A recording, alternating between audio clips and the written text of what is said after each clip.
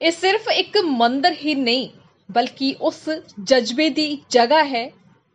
ਉਸ ਜਜ਼ਬੇ ਦੀ ਇਹ ਥਾਂ ਹੈ ਜਿੱਥੇ ਉਹ ਨੌਜਵਾਨ ਨਤਮਸਤਕ ਹੁੰਦਾ ਹੈ ਜੋ ਆਪਣੇ ਦੇਸ਼ ਦੀ ਰੱਖਿਆ ਲਈ ਆਪਣਾ ਜੀਵਨ ਕੁਰਬਾਨ ਕਰ ਦਿੰਦਾ ਹੈ। ਆਪਣੇ ਦੇਸ਼ ਦੀ ਰੱਖਿਆ ਕਰਨ ਦੇ ਲਈ ਹਮੇਸ਼ਾ ਆਪਣੇ ਜੀਵਨ ਨੂੰ ਵਾਰਨ ਲਈ ਤਿਆਰ ਰਹਿੰਦੇ ਨੇ। ਇਹ ਉਹੀ ਮੰਦਰ ਹੈ ਜੋ ਉਸ ਸ਼ਹੀਦ ਦੀ ਯਾਦ ਵਿੱਚ ਬਣਿਆ ਹੈ ਜਿਸਨੇ ਕਾਰਗਿਲ ਦੀ ਜੰਗ 'ਚ ਦੁਸ਼ਮਣ ਦੇ 25 ਸੈਨਿਕਾਂ ਨੂੰ ਮਾਰ ਕੇ ਆਪਣੀ ਕੌਮ ਦੀ ਰਾਖੀ ਕੀਤੀ ਸੀ।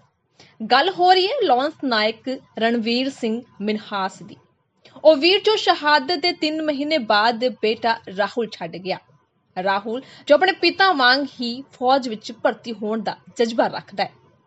ਪਰ ਇਹ ਸਿਰਫ ਇੱਕ ਪਰਿਵਾਰ ਦੀ ਗੱਲ ਨਹੀਂ, ਪਿੰਡ ਆਲਮਾ ਦੇ ਅਨੇਕਾਂ ਨੌਜਵਾਨ ਜਿੱਥੇ ਹਰ ਸਵੇਰ ਸ਼ਹੀਦ ਰਣਵੀਰ ਸਿੰਘ ਦੇ ਮੰਦਰ ਵਿੱਚ ਮੱਥਾ ਟੇਕ ਕੇ ਫੌਜ ਭਰਤੀ ਦੀ ਤਿਆਰੀ ਵਾਸਤੇ ਨਿਕਲ ਪੈਂਦੇ ਨੇ।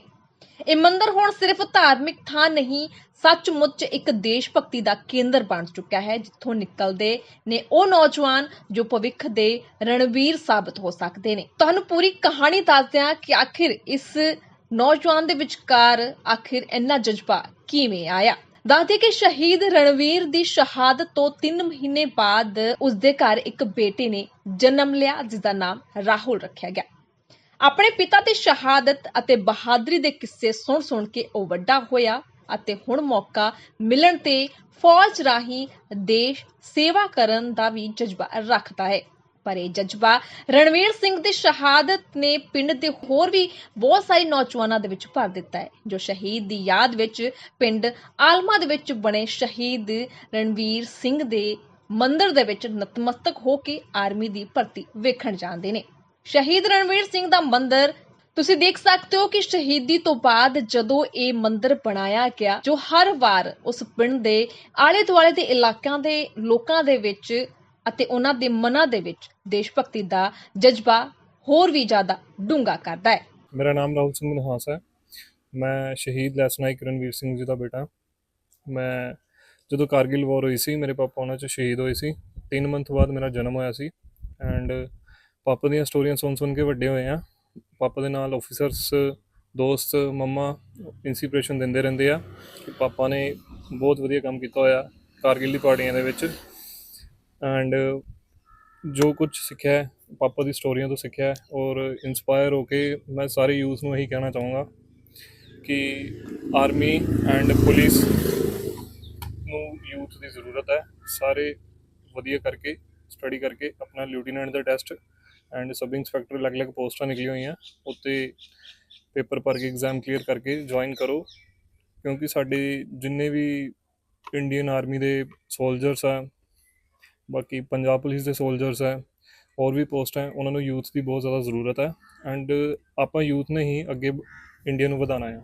ਅਗਰ ਜੇ ਸਾਨੂੰ ਮੌਕਾ ਦਿੰਦੀ ਆਰਮੀ ਤਾਂ ਮੈਂ ਜ਼ਰੂਰ ਜੁਆਇਨ ਕਰਨਾ ਚਾਹਾਂਗਾ ਐਂਡ ਜੋ ਸਾਡੇ ਦੇਸ਼ ਦੇ ਹਾਲਾਤ ਇਸ ਵੇਲੇ ਚੱਲ ਰਿਹਾ ਮੈਂ ਉਸ ਲਈ ਵੀ ਤਿਆਰ ਹਾਂ ਜੀ। ਮੰਦਿਰ ਤਾਂ ਜਿਹੜਾ ਬਣਾਇਆ ਹੈ ਇਹ ਤਾਂ ਇੱਕ ਤਾਂ ਰੱਬ ਦਾ ਮੰਦਿਰ ਹੀ ਹੈ ਸਾਡੇ ਵਾਸਤੇ। ਤਾਂ ਜੋ ਵੀ ਇੱਥੋਂ ਆਫਿਸਰ ਜਾਂ ਆਰਮੀ ਆਫਿਸਰ ਜਦੋਂ ਲੰਘਦਾ ਆ ਉਹ ਜ਼ਰੂਰ ਇੱਕ ਵਾਰ ਮੱਥਾ ਟੇਕ ਕੇ ਜਾਂਦਾ ਆ ਔਰ ਆਪਾਂ ਸੁਬਾਹ ਜਦੋਂ ਵੀ ਆਉਂਦੇ ਹਾਂ ਇੱਕ ਮੱਥਾ ਟੇਕਦੇ ਹਾਂ ਸੁਬਾਹ ਜ਼ਰੂਰ। ਇੱਕ ਨਾ ਇੰਸਪਾਇਰਡ ਮਿਲਦਾ ਸਾਰਿਆਂ ਨੂੰ ਕਿ ਸਾਡੇ ਪਿੰਡ ਦਾ ਜਵਾਨ ਹੈ ਸ਼ਹੀਦ ਹੋਇਆ ਸੀ ਕਾਰਗਿਲ ਵਾਰ 'ਚ ਕਿਉਂਕਿ ਜਿਹੜੀ ਕਾਰਗਿਲ ਵਾਰ ਸੀ ਇਹ ਸਭ ਤੋਂ ਵੱਡੀ ਵਾਰ ਸੀ ਇੰਡੀਆ ਲਈ ਜਿਹੜੀ ਕਾਫੀ ਲੰਬੀ ਚੱਲੀ ਸੀ। ਤੁਹਾਨੂੰ ਪਾਪਾ ਜਦੋਂ ਮੂਵ ਕਰ ਰਹੇ ਸੀ ਹੰਪ 1 ਹੰਪ 2 ਤੋਂ and lieutenant general ਵਾਈ.ਕੇ. Joshi the command 'ਚ ਸੀ। ਉਦੋਂ ਲੈਫਟੀਨੈਂਟ ਜਨਰਲ ਵਾਈ.ਕੇ. ਜੋਸ਼ੀ ਜੀ ਉਹ ਕਰਨਲ ਸੀ ਐਂਡ ਜਦੋਂ ਕ੍ਰੋਸ ਫਾਇਰ ਚੱਲ ਰਿਹਾ ਸੀ ਪਾਪਾ RL ਫਾਇਰ ਕਰ ਰਹੇ ਸੀ ਤਾਂ ਇੱਕ ਰੋਕਟ ਲਾਂਚਰ ਫਾਇਰ ਕੀਤਾ ਤੇ ਇੱਕ ਉਹਨਾਂ ਨੇ ਬੰਕਰ ਡੈਮੇਜ ਕਰਤਾ ਸੀ, ਦੂਸਰਾ ਬੰਕਰ ਡੈਮੇਜ ਕਰਨ ਦੀ ਕੋਸ਼ਿਸ਼ ਕਰ ਰਹੇ ਸੀ।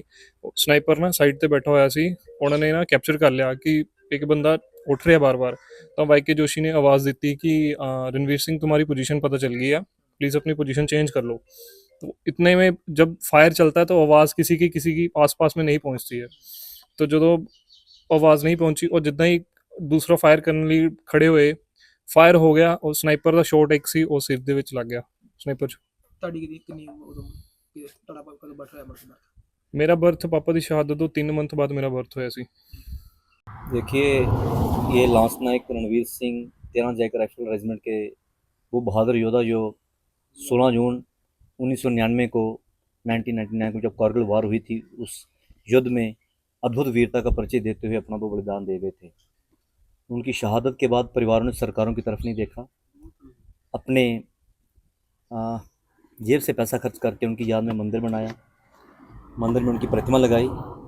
हमने भगवान तो नहीं देखे, लेकिन भगवान के रूप में आज इस मंदिर में लांस नायक रणवीर सिंह विराजमान है, जो अक्सर कहा करते थे कि ज़िंदगी लंबी नहीं बड़ी होनी चाहिए। शहीद कैप्टन विक्रम बत्रा, परमवीर चक्र, जिन पे शेरशाह मूवी बन चुकी है, उसी कंपनी के वीर बहादुर जवान थे।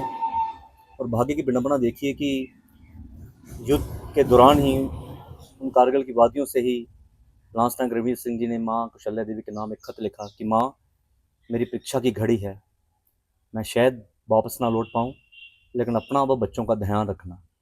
और जब लांस नायक रणवीर सिंह तिरंगे में लिपटे हुए गाँव आलमा पहुँचे, उसी दिन वो खत भी जो है माँ के पास पहुँचा।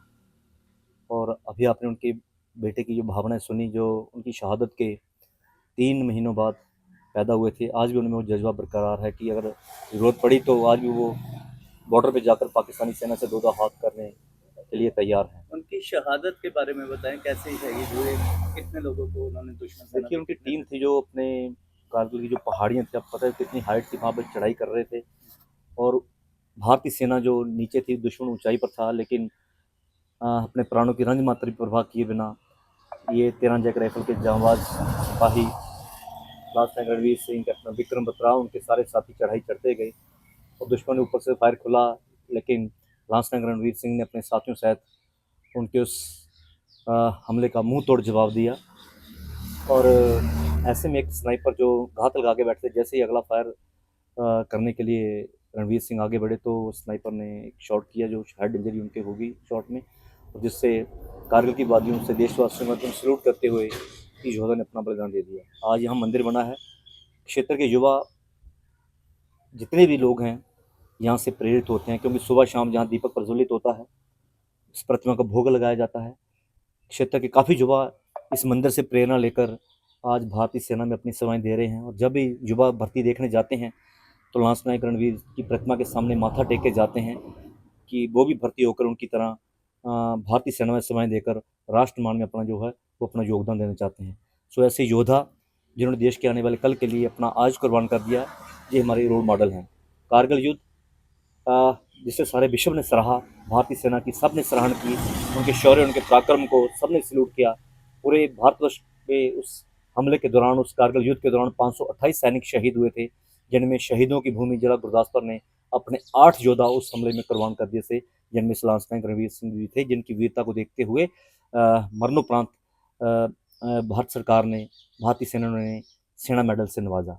सो ऐसे योद्धा देश की भावी पीढ़ी के लिए प्रेरणा स्रोत हैं और रोल मॉडल का काम करते हैं, और ऐसे वीर योद्धा को मैं कोटि कोटि वंदन करता हूँ, नमन करता हूँ, जिन्होंने हमारे घरों में रोशनी देने के लिए अपना सर्वस्व कुर्बान कर दिया।